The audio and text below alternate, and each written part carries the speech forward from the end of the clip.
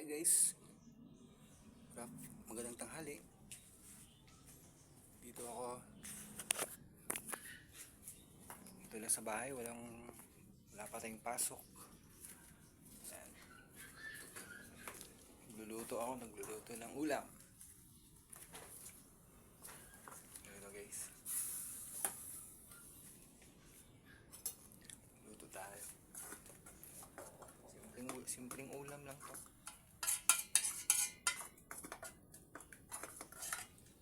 Noodles lang. Wala pa akong pambili ng masarap.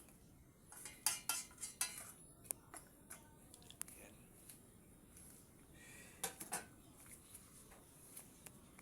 Lutong ulam lang muna guys. Ayan.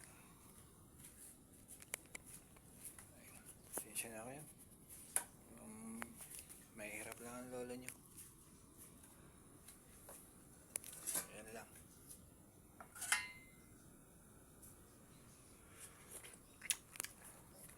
Okay na.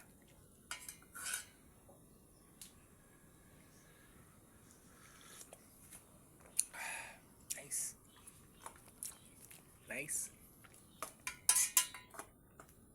Kahit ito lang ulam natin. Ang mahalaga, may maulam tayo. Huwag natin mamili. Lamang tiyan dyan naman eh. Diba?